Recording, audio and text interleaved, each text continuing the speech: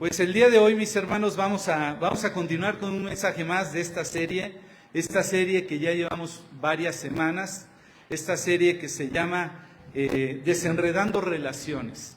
Algunos de mis hermanos no han podido estar entre nosotros en semanas pasadas y algunos que nos visitan, brevemente les voy a comentar que ciertamente sabemos que Dios nos ha creado como seres relacionales.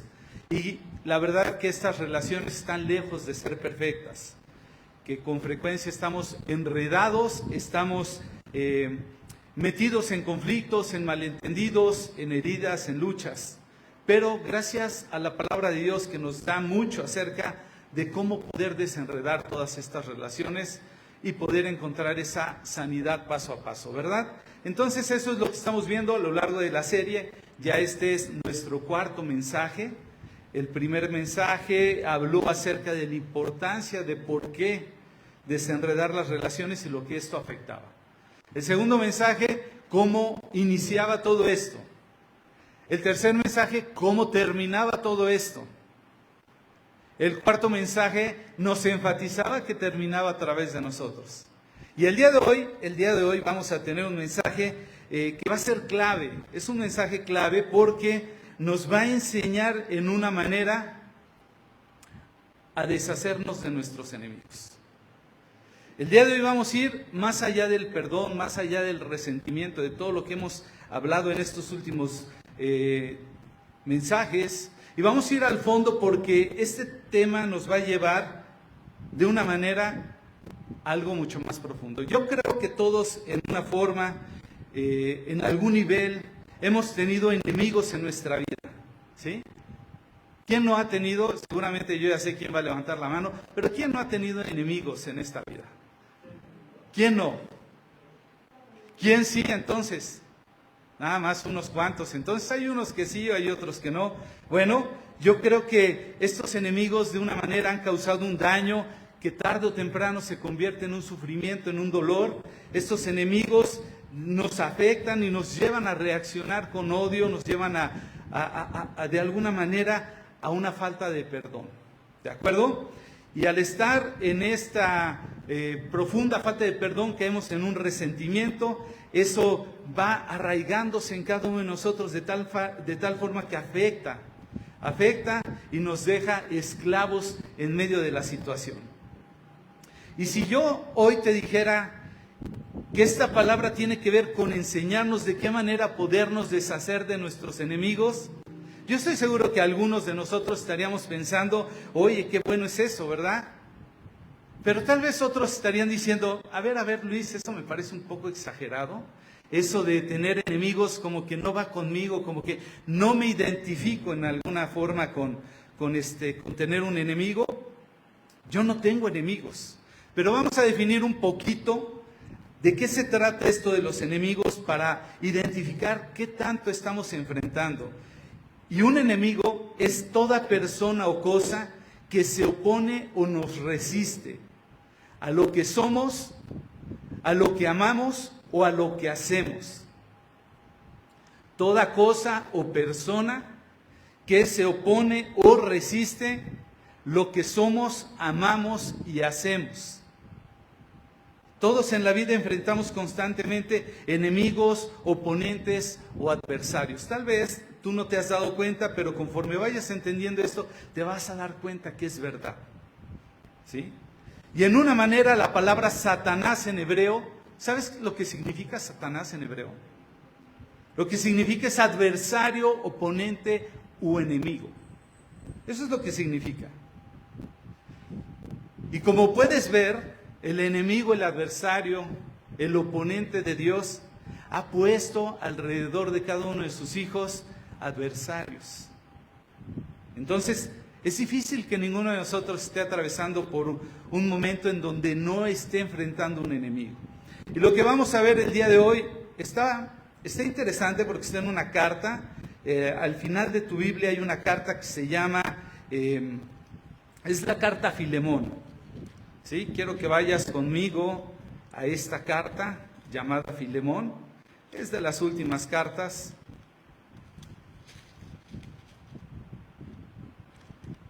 Ahora sí se me está complicando un poquito. Pero esta carta, que es uno de los escritos más pequeños en la Escritura, pero con una de las verdades más grandes y profundas.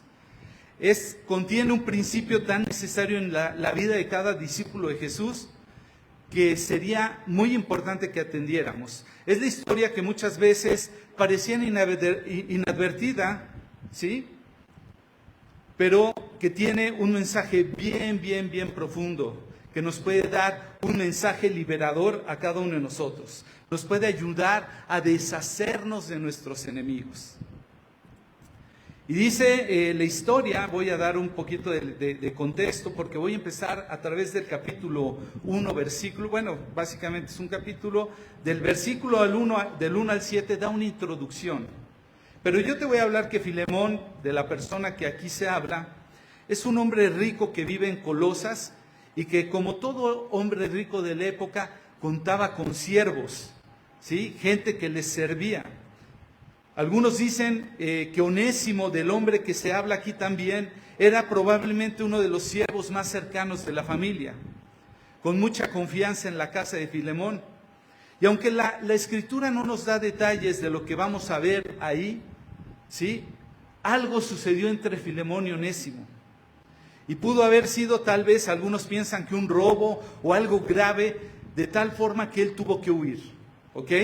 Entonces, lo que no se sabía de Onésimo en ese momento es que Dios habría de prepararle un encuentro más adelante, un encuentro especial, una cita divina con Pablo, y posteriormente esto iba a impactar en la vida de Filemón. ¿Ok? Filemón, el patrón, tenía Onésimo, tiene esta diferencia, y Dios más adelante prepara este encuentro con Pablo. Pablo entonces le escribe a Filemón esta carta y le envía a Onésimo en una especie de viaje reconciliador. ¿Ok? Esta carta es una intercesión que Pablo hace sobre Onésimo para que le sea perdonado lo que hizo y sea recibido como un hermano. ¿Ok? Esto es lo que vamos a ver, es lo que vamos a leer, y espero que Dios nos dirija el día de hoy de una manera que nosotros, ¿sí? Si alguno de nosotros hemos tenido un Onésimo en nuestra vida, podamos liberarlo en esta mañana. ¿Ok? Entonces vamos a leer esta porción.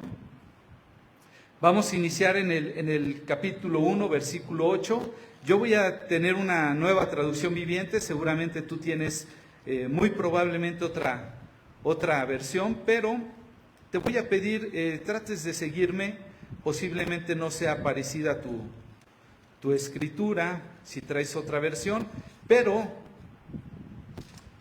básicamente dice lo mismo. Entonces dice la escritura, versículo 8 al 21, dice: por eso, aunque en Cristo tengo la franqueza suficiente para ordenarte lo que debes hacer, está escribiendo Pablo, prefiero rogártelo en nombre del amor.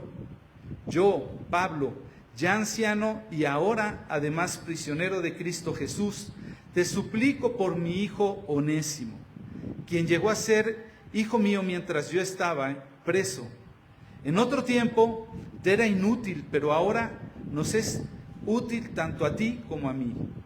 Te lo envío de vuelta y con él va mi propio corazón. Yo hubiera preferido retenerlo para que me sirviera en tu lugar mientras estoy preso por causa del Evangelio. Sin embargo, no he querido hacer nada sin tu consentimiento, para que tu favor no sea por obligación sino espontáneo. Tal vez por eso Onésimo se alejó de ti por algún tiempo, para que ahora lo recibas para siempre, ya no como esclavo, sino como algo mejor, como a un hermano querido, muy especial para mí, pero mucho más para ti, como persona y como hermano en el Señor. De modo que, si me tienes por compañero, recíbelo como a mí mismo. Si te ha perjudicado o te debe algo, cárgalo a mi cuenta. Yo, Pablo, lo escribo de mi puño y letra, te lo pagaré, por no decir que tú mismo me debes lo que eres. Versículo 20 dice: sí, hermano, que reciba yo de ti algún beneficio en el Señor. reconforta mi corazón en Cristo. Te escribo confiado en tu obediencia, seguro que harás aún más de lo que te pido. Y ahí vamos a terminar, porque lo primero que el día de hoy quiero compartirte es que debemos deshacernos de nuestros enemigos, y cuando tú y yo nos deshacemos de nuestros enemigos, nos acercamos a lo sobrenatural. Quiero que lo veas de esta manera, ¿sí? Porque lo que acabamos de leer, Pablo le está pidiendo en esta porción, se lo está solicitando de una manera como ruego, como una súplica por un enemigo, ¿sí? Onésimo pareciera que había estado en contra de Filemón, pero Pablo empieza a intervenir por él y dice el versículo 9, prefiero rogártelo. Ya alguna vez he hablado acerca de qué es el ruego, ¿sí? Si algunos no tenemos claro qué es el ruego, te voy a decir, lo opuesto al ruego es la arrogancia. Y la arrogancia, en otras maneras, es el no te necesito, no tengo por qué tomarte en cuenta. Por el contrario, el ruego es todo lo contrario, es yo no puedo, por favor hazlo por mí. Entonces, Pablo está rogando en favor de Onésimo en el versículo 9 y dice, te lo suplico en el versículo 10. ¿De acuerdo? Y es importante tomar en cuenta que el pecado algún día entró en la humanidad, y este pecado en su naturaleza ya ha formado en nosotros una condición que no permite perdonar.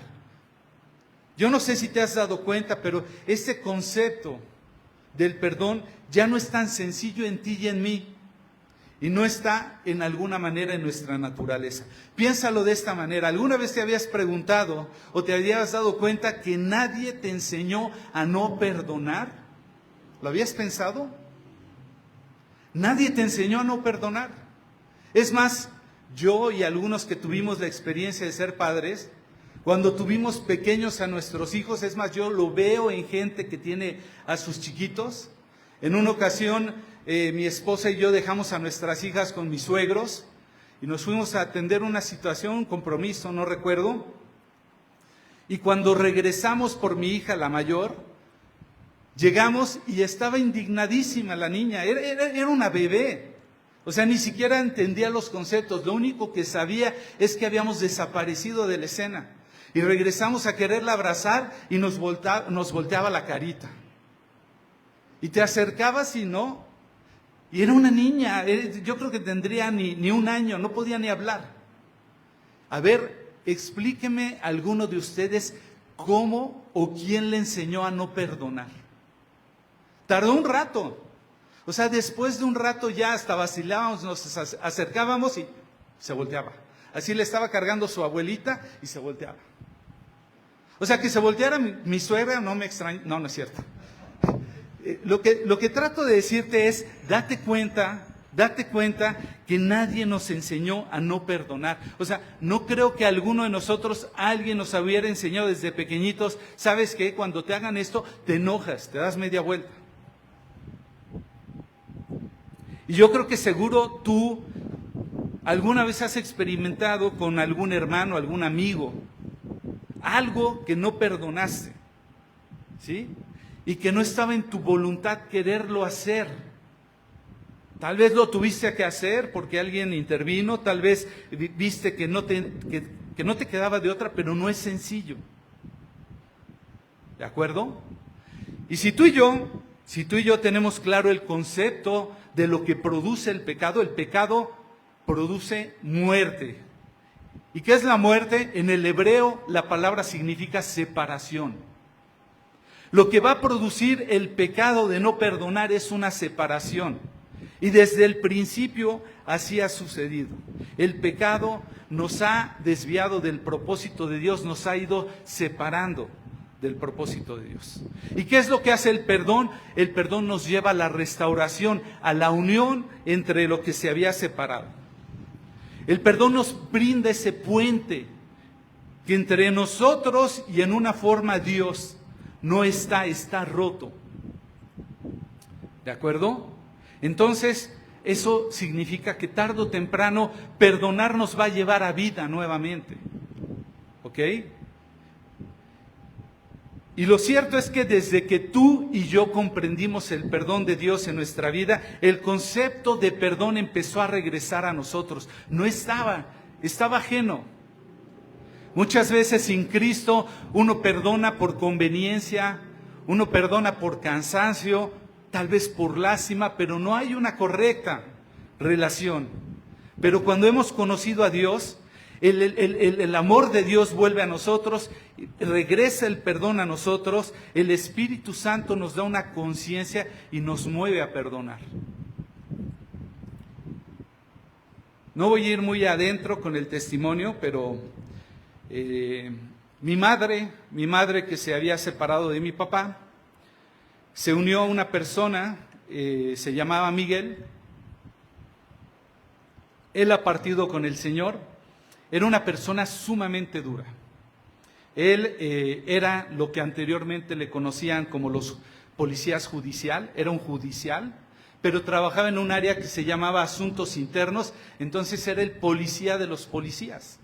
Y si tú y yo teníamos conciencia de esto, que era bien corrupto eso y era bien difícil, bueno, los policías de los policías eran peor, doblemente peor. Era una persona muy difícil, muy agresiva, muy violenta. En algún momento hubo un episodio bastante difícil con mi mamá y la última vez que lo había visto yo había decidido decir, la siguiente vez que te vea va a ser cuando yo haya crecido y voy a matarte.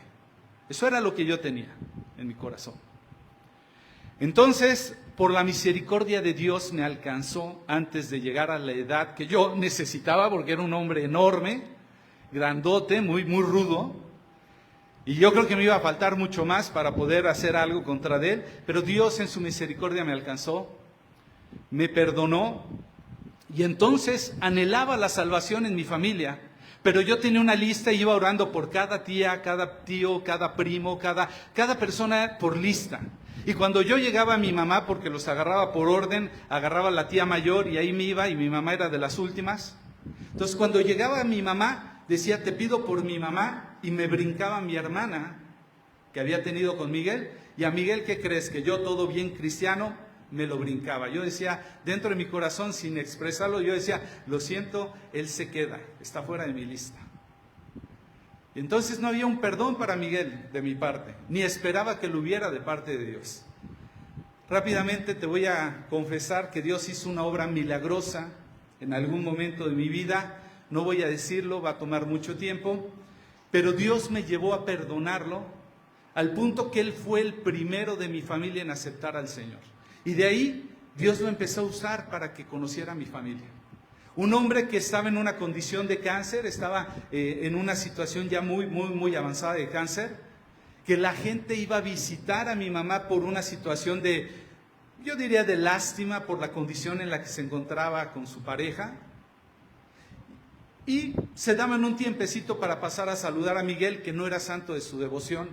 Pero entonces este hombre que Dios me puso en el corazón discipularlo, empezó a compartirle a mi familia.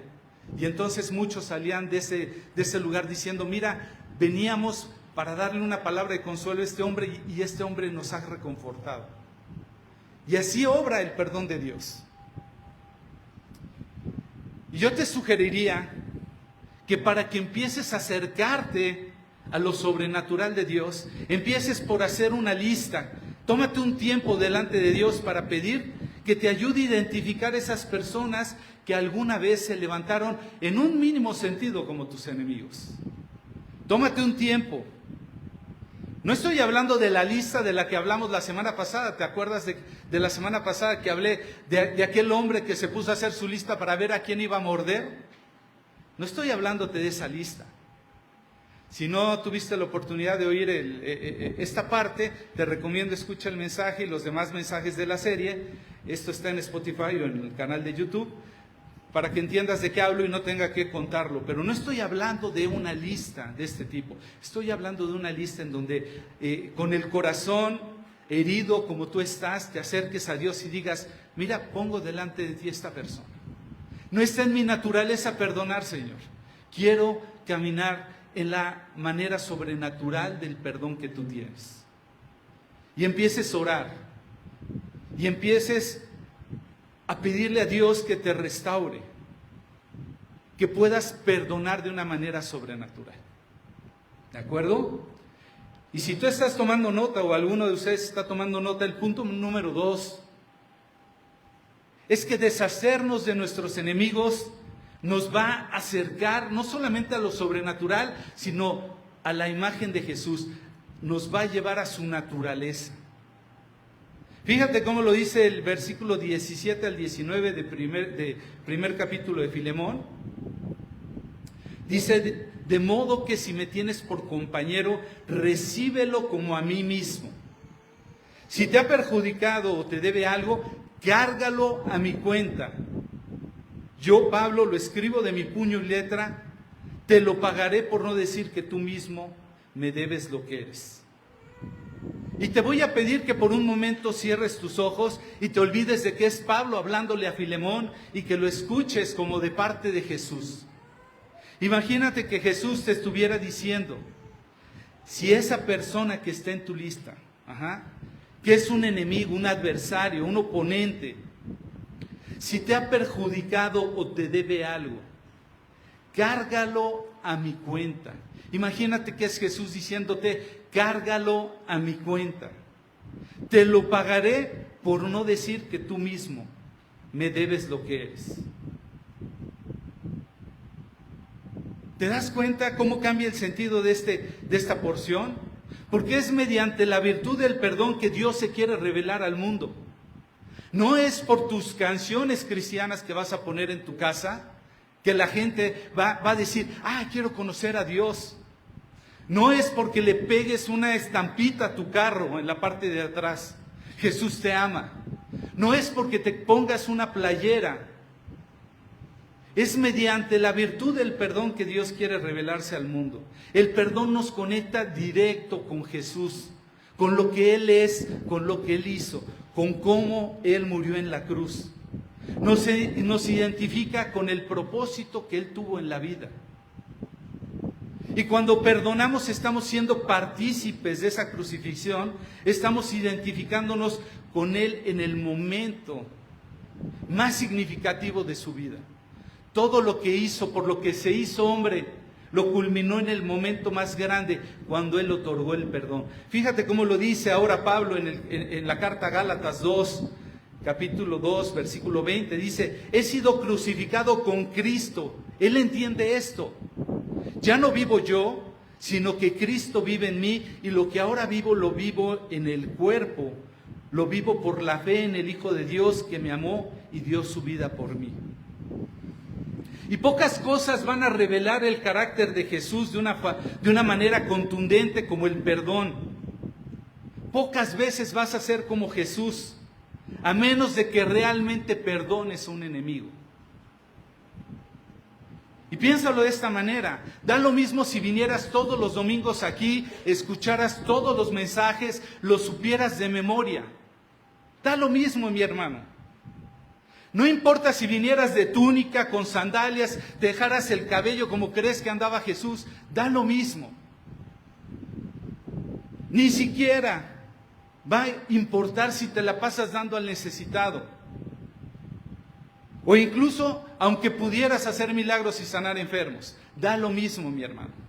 Porque pocas veces vas a revelar el amor y el corazón de Jesús de una manera tan clara como cuando tú extiendes el perdón por un enemigo.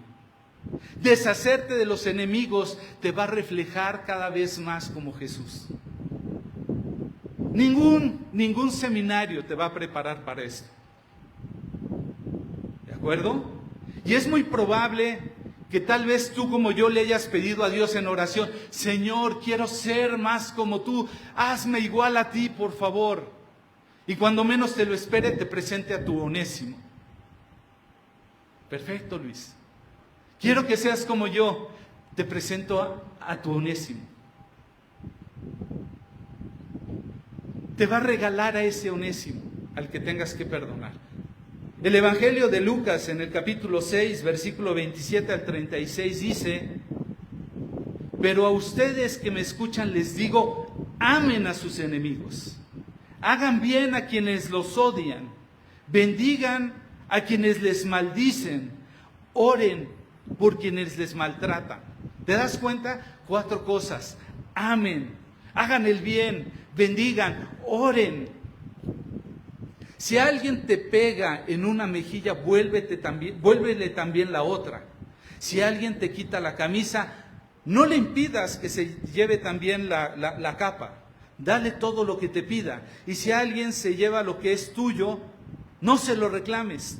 Traten a los demás, tal y como quieren que ellos los traten a ustedes. ¿Te das cuenta? Esto va más allá de ti y de mí.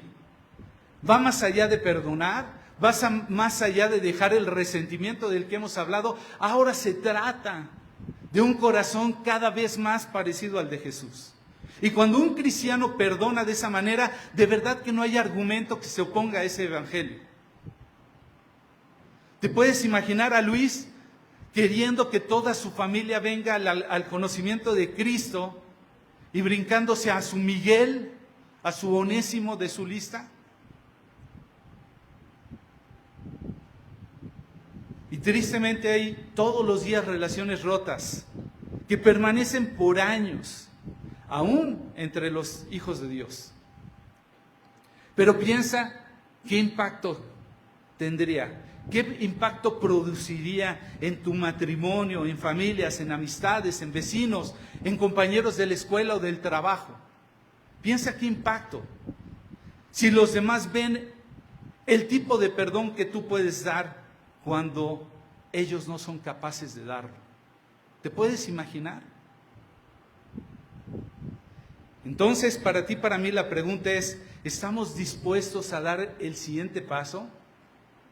Dirían los chavos de hoy, a desbloquear ese nivel y reconciliarte de corazón con un corazón como lo hizo Jesús.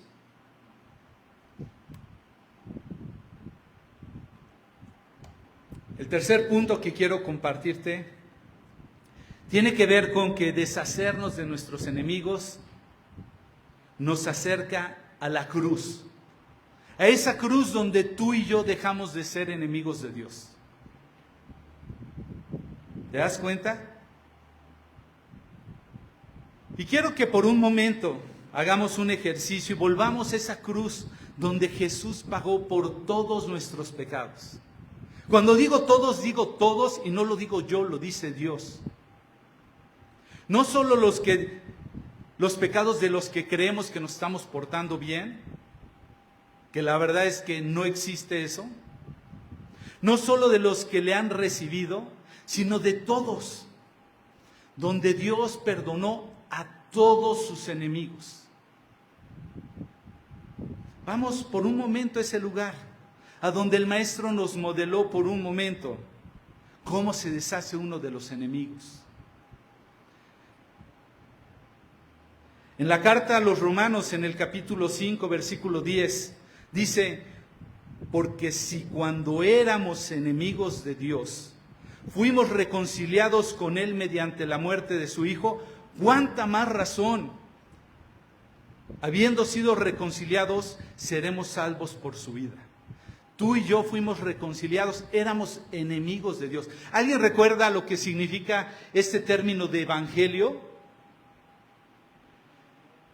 Buenas nuevas, pero ¿de dónde viene ese buenas nuevas? Porque es una buena noticia, es una buena noticia que cambia tu vida. Ese era un término que utilizaban aquellos ciudades que estaban en guerra, estaban luchando unos a otros, y entonces llegaban a un acuerdo de paz, y lo que ellos determinaban, decían, vamos a enviar un mensajero, cada quien a su ciudad, para avisar que la guerra ha terminado. Y entonces el mensajero era el evangelista, el que llevaba la buena noticia de decir, ¡hey! La guerra terminó, ya no vamos a sufrir, ya no tenemos enemigos. Ese era el evangelista. Entonces llevaba este mensaje, esta buena noticia que cambiaba la vida de todos. Y el Señor Jesús, cuando utiliza esta palabra, está diciendo, ha venido un mensaje. Vuélvanse a Dios, Ya no habría enemistad con Dios. ¿Sabes que la Escritura nos dice que antes éramos enemigos de Dios? Pero por Cristo ahora ya no lo somos. Y la cruz es ese lugar a donde uno aprende a perdonar a sus enemigos. Es a donde uno se deshace de ellos. Ahí mismo, en el Evangelio de Lucas, capítulo 23, del 33 al 37, dice: cuando llegaron a un lugar llamado La Calavera, lo crucificaron ahí, junto con los criminales, uno a su derecha y otro a su izquierda.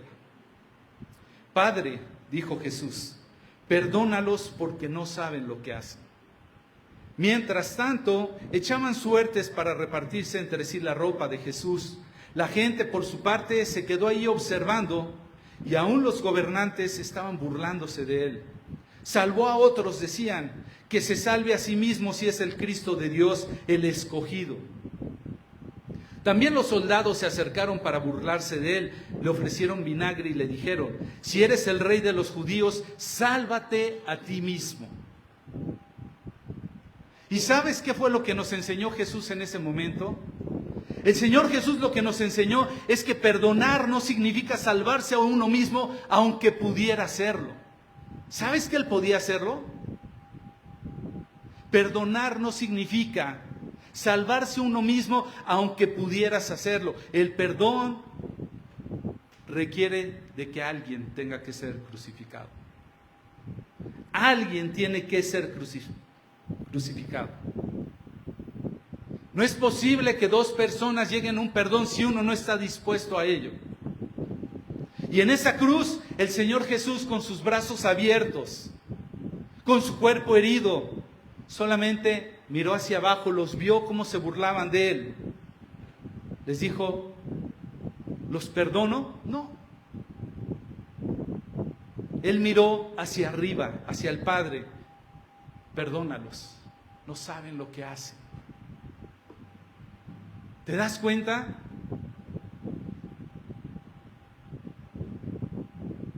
Jesús haciendo algo mucho más impresionante, dándonos una evidencia cristiana del perdón, intercediendo por sus enemigos, deshaciéndose de ellos, diciendo: ya no más son mis enemigos, ahora yo quiero que ellos estén conmigo. Pide al Padre que los perdonara.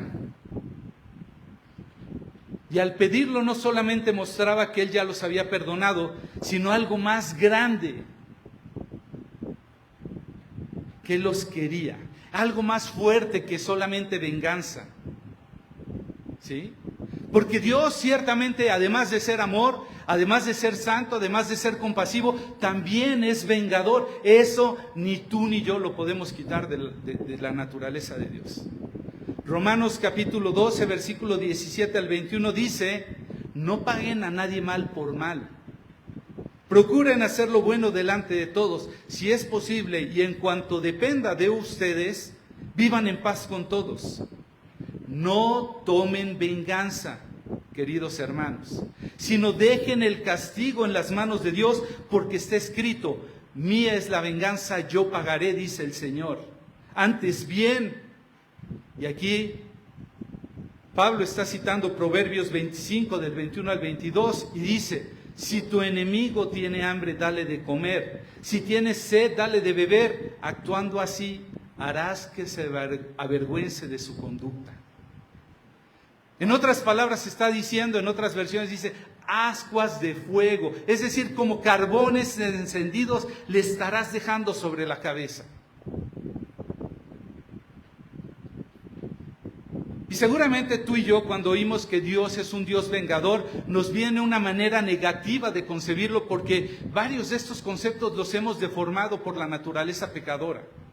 Pensamos la venganza como algo sádico, como algo, cuando te viene a la mente alguien que se va a vengar, ¿tú crees que va a ser algo noble?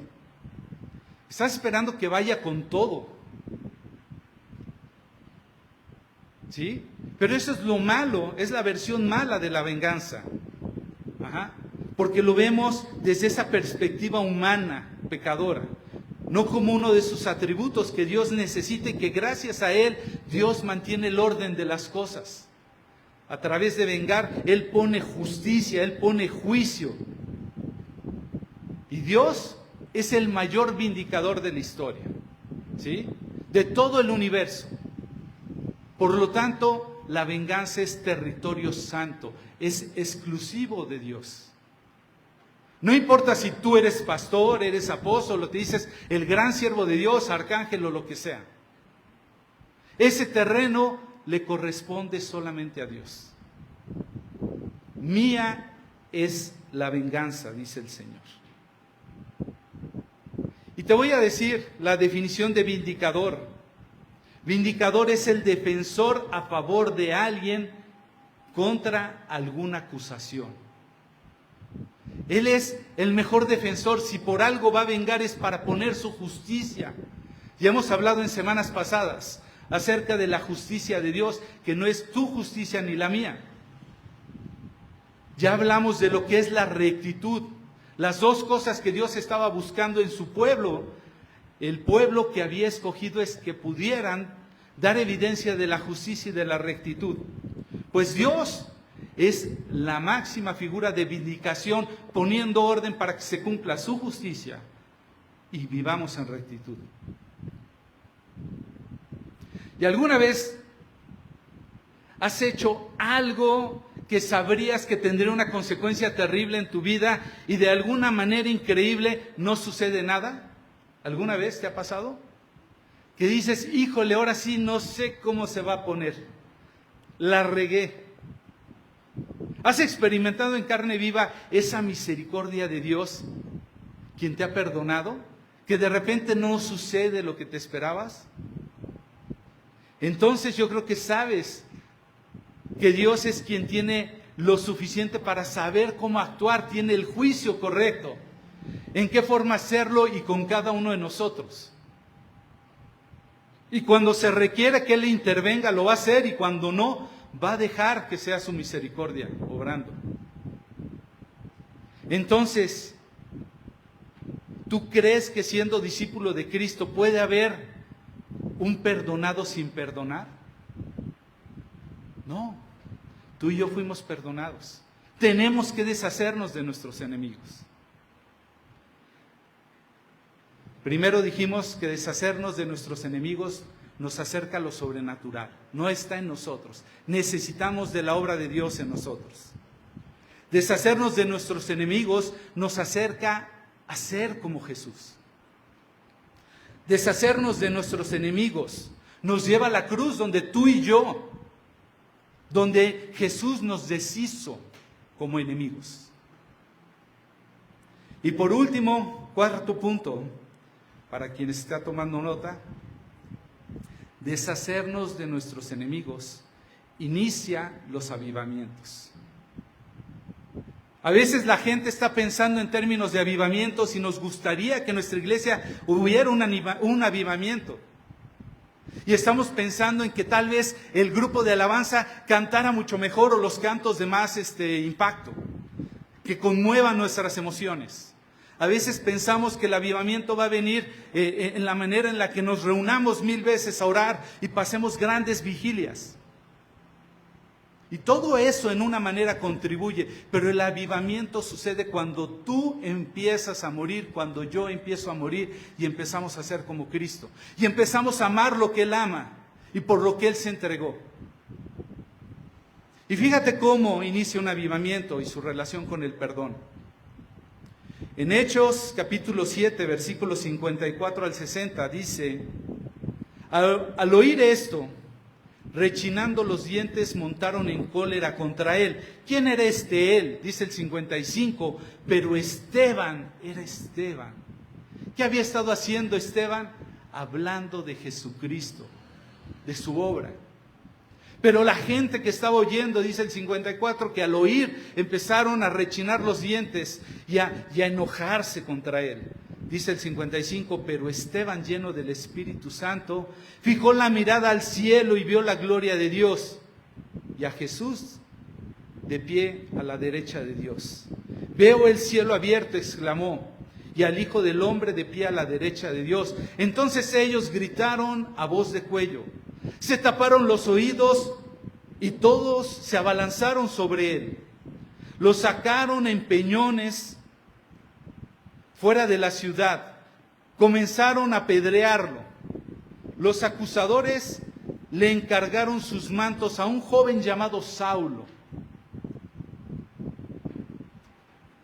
Mientras lo apedreaban, Esteban oraba y decía, acaba con ellos.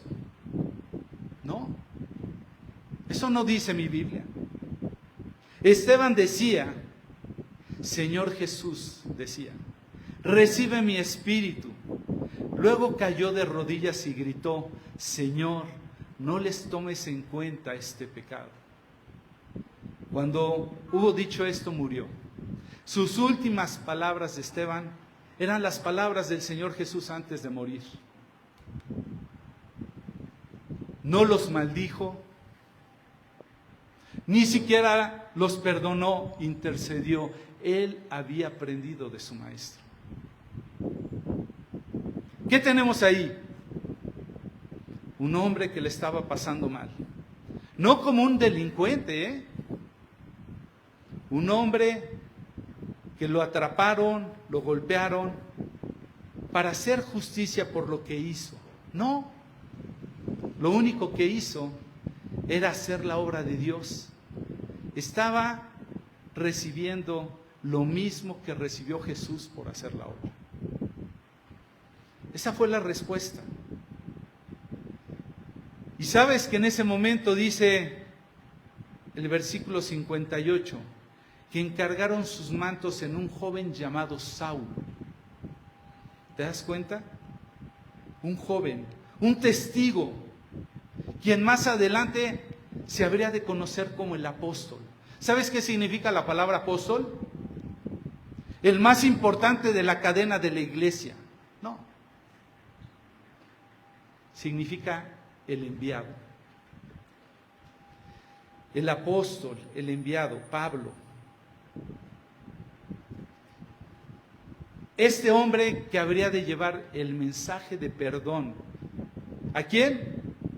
A judíos y a gentiles, a enemigos de Dios. Este hombre que ahora podemos recordarlo por todas sus epístolas y todo lo que escribió, y cómo compartió en muchos lugares y cómo él mismo, ¿sí? Este Saulo, que en hebreo se le conoce como Saulo, pero en griego significa Pablo, no pierde de vista ningún momento una cosa esencial, el perdón. Es ese mismo Saulo que le está mandando una carta a Filemón, nuevamente vuelvo a la carta, y le dice, Filemón, ¿te acuerdas de Onésimo? ¿Te acuerdas de Onésimo?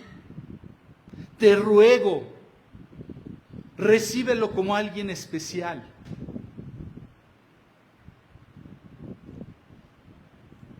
Es ese mismo Saulo que inició uno de los más grandes avivamientos junto con la iglesia primitiva, y gracias a la cual tú y yo estamos sentados el día de hoy. ¿Te puedes imaginar? Ahora, ¿qué tal si nuestro perdón fuera la puerta que abre a todos los que nos rodean para que conozcan el perdón de Dios? ¿Sabes qué hubiera sido de mí? Te voy a decir rápidamente ese testimonio.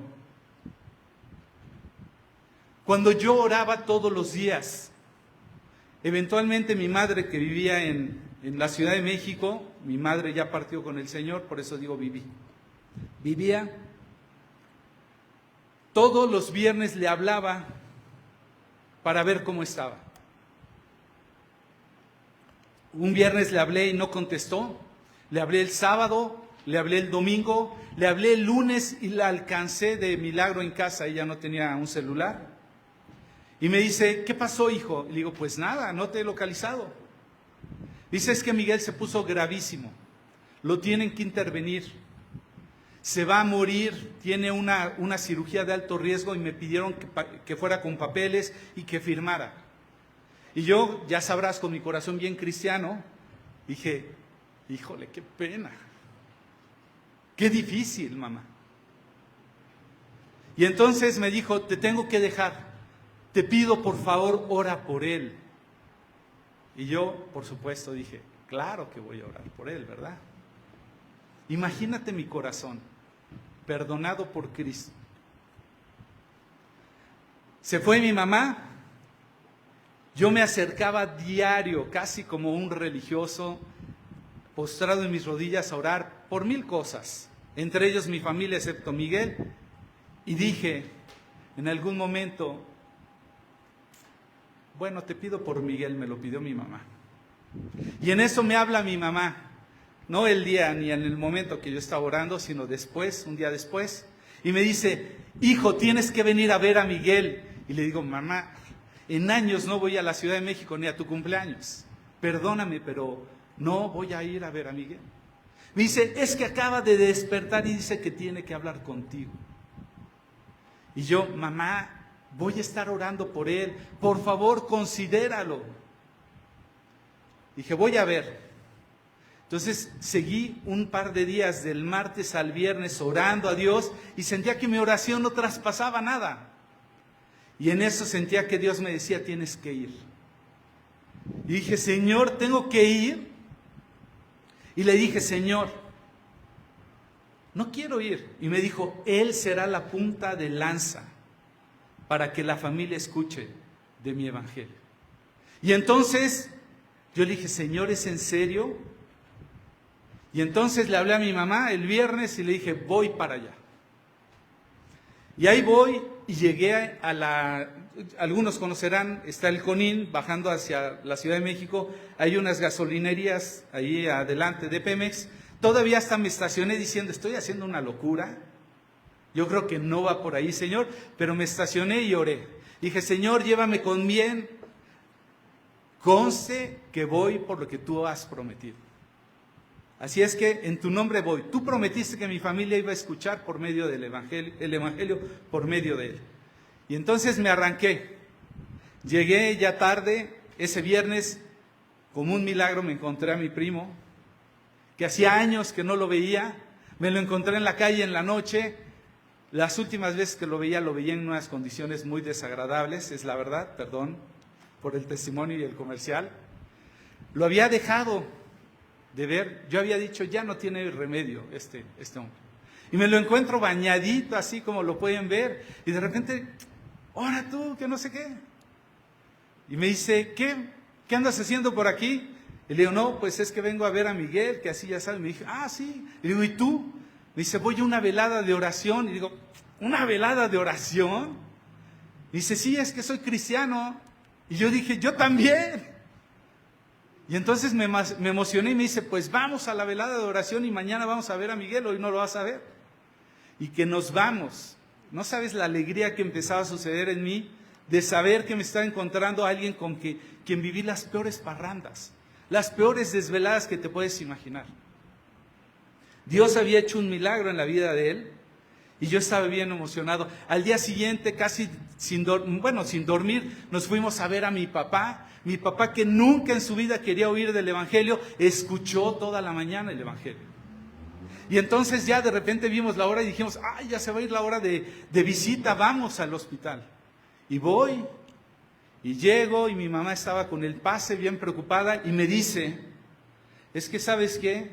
Dicen que a Miguel lo tuvieron que revivir con estos, no sé cómo le llaman. Bueno, yo no sé, estas cosas que les dan shocks. Y que cuando él volvió así, dijo, necesito hablar con Luis. Y mi mamá dijo, pues el único Luis que puede conocer a él es a mi ex esposo, no creo que quiera hablar con él. Ya había muerto mi padre, al paso es una situación ahí muy curiosa de mi familia que algún día te platicaría, pero decía, el único Luis que conoce es mi hijo y se odian a muerte. Y decía el médico, pues yo no sé quién es, pero tiene que hablar con él, está muy alterado. Entonces cuando mi madre me cuenta esto, pues yo voy a terapia intensiva, subo, llego a su camilla y veo la camilla la cama ya tendida y yo dije, ya se murió. Llegué tarde. Y entonces ven mi expresión así como de extrañeza, las enfermeras se acercan y me dicen, no, se sintió tan bien de que venía usted que arregló su cama y se fue a bañar, iba a rasurarse, quería venir para estar listo. Y en eso ya lo veo caminar, a años de no verlo. Lo veo que apenas caminaba con su suero, llegó. Fue bien extraño, le dije, bueno, no sé cómo empezar, pero te voy a hablar de algo que Dios me puso y que tienes que conocer. Y entonces traté de compartirle el plan de salvación, lo que conocemos comúnmente.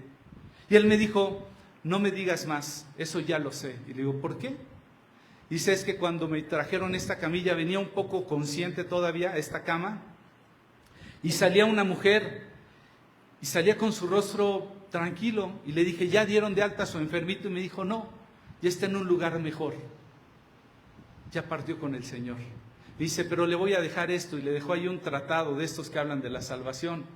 Dice, ya lo leí, ahora nada más quiero que me digas cómo se hace, porque dicen que cuando estuve muerto, yo lo único que pude ver es que iba camino a un lugar que yo nada más podía ver como a través de una ventana. Y era un lugar donde se veía un campo muy grande y mucha gente caminaba en una dirección y decían, alabado sea el Cordero. Y iban gritando, iban cantando muy alegres, pero yo no podía pasar, era como un túnel. Y decía, si tú eres Dios, te quiero conocer. Y le dijo, habla con Luis. Y entonces él trató de despertar y decía, ¿dónde está Luis? ¿Dónde está Luis? Y entonces yo me quedé impactado y le dije, pues bueno, creo que Dios te quiere en su reino. Y entonces le dije, vamos a orar y tienes que arrepentirte. Y la historia es más larga porque finalmente él dijo, ¿y ahora cómo le voy a hacer? Soy un policía judicial, ¿cómo voy a poder sobrevivir con el evangelio en ese lugar? Dije, yo no sé cómo Dios lo va a hacer. Pero Dios te tiene en ese lugar y si no te quiere en ese lugar te va a sacar. Él verá cómo. La historia corta es que a los 3 meses le diagnosticaron una debilidad visual de tal forma que lo tuvieron que pensionar con un buen salario por el resto de su vida sin que trabajara. Y entonces él vivió, se preparó por el evangelio, lo pude discipular por 3 meses y le dio cáncer. Y entonces empezó a caer de cáncer y mi familia lo visitaba y él les compartía el evangelio. Y mi familia, aunque unos entregaron su vida y otros no, por lo menos por boca de él conocieron el evangelio. El perdón, deshacerte de tus enemigos, inicia los avivamientos. No detengamos el avanzar del evangelio por tus rencores, por tus odios, por tu falta de perdón. Si los ves como enemigos, este es el momento para que tú y yo decidamos renunciar a ello y demos pie a que Dios haga un avivamiento. Perdonar no es gratis, ¿sabes? Tiene un costo muy grande y alguien tiene que ser crucificado. En el perdón cristiano, el ofendido es el que asume la deuda y no exige en el culpable. Y es aquí donde Jesús nos dice, ¿quieres acompañarme y pagar? Él lo dijo de otra manera. Mateo 16:24. Luego Jesús le dijo a sus discípulos, si alguno de ustedes quiere ser mi discípulo, tiene que abandonar su manera egoísta de vivir, tomar su cruz y seguirme. En otras palabras le está diciendo, si quieres venir y seguirme, deshazte de tus enemigos. Toma tu cruz y sígueme. Si alguien le puede pedir a Sandra que venga a dirigirnos con un canto. Quiero orar contigo, mi hermano. Yo no conozco tu lista, si tienes lista, si no tienes lista. Lo que sí conozco es que la vas a tener en algún momento. Y no vas a poder ir delante de la presencia de Dios sin llevar tu lista y decirle, necesito ese perdón sobrenatural. Necesito parecerme a Jesús. Necesito recordar la cruz donde yo fui perdonado. y quiero ver un avivamiento, Señor, a través de esa persona. Amén.